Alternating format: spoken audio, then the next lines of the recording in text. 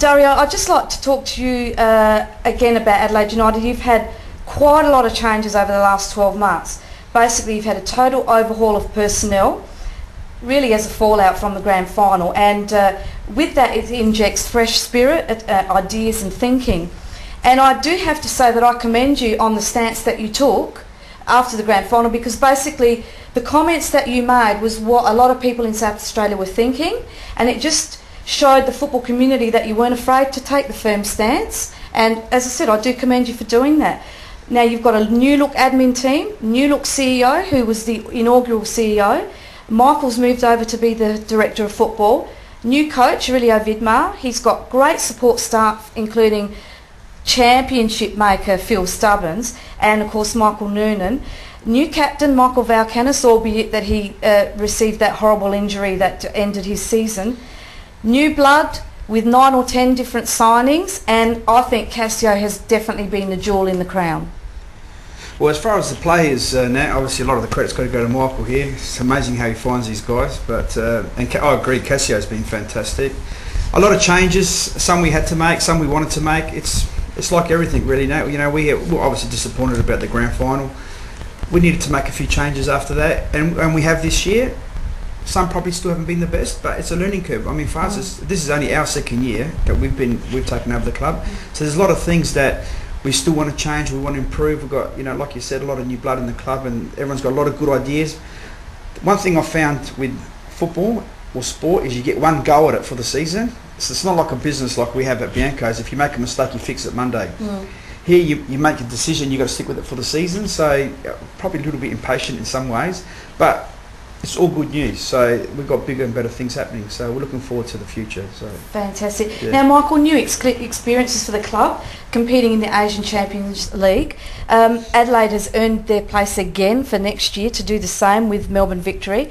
Obviously, the club would be better prepared the second time around, and really the only club in the A-League that's been able to do that. You are a very successful club. When you do look at all the stats, Adelaide United is a very successful club, and I would imagine that you would be looking to earn a place again in the following year as well. Yeah, that's our goal. As Dario would know, we set a goal every year of trying to make the top two and qualify for Asia. I think it's really important that you set your aims high, especially on the park. And as you say, we've been very successful. We've been able to get into the Asian Champions League now twice, and I think this year we'd like to progress a little bit further. And part of the reason for changing the makeup of the squad too was looking forward to the Asian Champions League and the type of players that we needed to be successful in that competition. And I think we've brought a different type of player and a different type of game to the table this year, and that'll hold us in good stead going into Asia as well. I think we'll be able to compete a lot better come the Asian Champions League as well with those sides. So yeah, look, we think that the last 5 or 6 weeks we'll start to see the side play its best football, and hopefully, barring injuries obviously, and then moving into the Asian Champions League again, I think you'll see a different type of approach to the Champions League this year. Now, mentioning injuries, I mean, almost every one of your starting 11 has had some sort of injury this year, some long term, as Paul Michael Valkanis we mentioned earlier, and some short term. But I must say that the players that have stepped in to replace those starting 11 have done the job that's been asked of them. So, you know, kudos to them, great congratulations to them, because that's really what they're there for, aren't they? Yeah, Nat, and that's true, and we have had a lot of injuries, and it's been compounded by the absence of 3 or 4 Ollie Roos at any given time. So I think it's probably been made worse, well, it has been made worse by having those players unavailable. But having said that, we're still third on the table. There's still a few teams below us that probably haven't had the same amount of injuries as what we've had, but we've been able to test our squad fully. We've used 24 different players. And that's 24 that have actually started in the first 11, not come off the bench. So, and that's an amazing stat in itself. And still to be in third spot with an opportunity on Friday to win the game and move within 1 point of top says a lot about the coaching staff and also about the players, both the ones that have played previously and the new ones that have come into the squad. All credit must go to them. Well, I hope you're able to do that on Friday night, because it definitely will make a difference and put you in good stead. Now, Michael, I have to ask you something here, and it is my obligation to ask you this. Yeah. Your involvement in the 2008 FFSA Men's Super League. Yes. You've moved from Galaxy as the head coaching position to an appointment to Blue Eagles as coach. Yes. Now, there's a lot of speculation that you're not actually going to take up that position. Are you at liberty to comment on that, as whether that's true or absolutely. why? Look, Did I ask in a nice enough way? I've taken that many calls. That was good. I've taken that many calls about it over the last week or so. It's been amazing. Look, I won't be able to continue as Blue Eagles coach, unfortunately. Work commitments have increased. I've got a few more trips overseas next season with the job, and to be honest, it wouldn't be fair to either club to continue in that role. And Blue Eagles were informed last week, and as were the players. Unfortunately, I say unfortunately because I've got a real passion for coaching. I love coaching. I love the game. But I'm going to have to give it away at this point in time.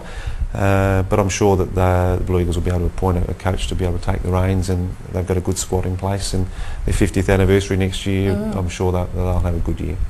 Well, there you go, everyone. We heard from the person himself what's happening, so there's no more speculation. We all know what's happening, and I wish you all the best, because you know the league has grown immensely and people don't understand that, and there's a lot more to it now, and as we advance forward, so I wish you all success in your new position.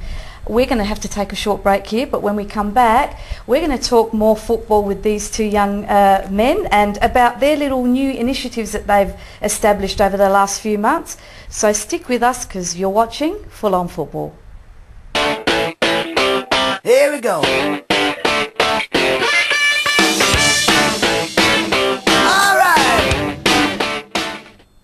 Welcome back to Full On Football with our guest tonight, Chairman of Adelaide United, Dario Fontanarosa, and Director of Football, Michael Petrillo. Dario, I must say, congratulations go to Adelaide United, signing a 3-year deal with the South Australian Government to secure Hindmarsh as your home base again. It must put some ease back into the club for all of you. Yeah, it's really good, Nat.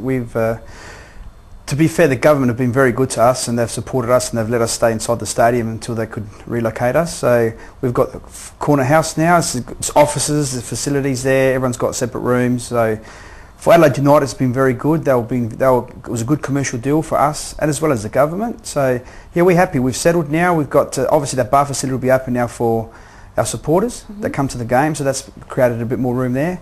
So no, it's been good. They've worked pretty close with us and been pretty supportive. So we're very happy. So you're talking about the football house that's on Manton Street there. Yes, you're going to be going into there. Yeah, we'll be moving Fantastic. into one side, and the FFSA will be using the other side. So it's How good. brilliant is that? That's Yeah, it's fantastic. Oh, great news there. Yeah. And also your newly formed partnership between Fresh FM, Yes.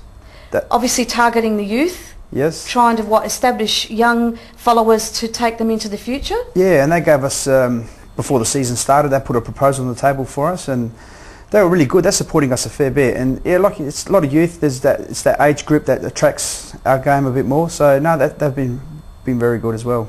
Now on the flip side of that, a little bit disappointing with the crowds this season so far. I mean, you know, wouldn't it be fantastic if we were able to recreate what we had in the inaugural year of Adelaide United, where we had lockouts and people waiting outside to get in? What does Adelaide United do to look at this and target this to try and improve your attendance?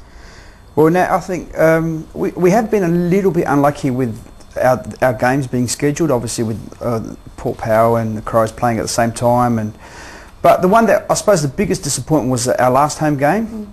Perfect weather, it was a good time, nothing else on. So we're probably expecting a big crowd. I don't know, I mean, if we're doing something wrong, or, you know, I'd love to hear any advice to get more people, because Hindmarsh Stadium, 16,500 people, I'd love to see it sold out every week. So have you looked at the effect of Foxtel broadcasting? I mean, you've got games being broadcasted live now. Maybe people would just decide to stay home rather than come to a game. I mean, I would never. There's nothing like the atmosphere of being at a game. Yeah, I'm the same. I prefer to be there as well. But Foxtel have been, there's two sides to it. Yeah, you would lose a few people because of that.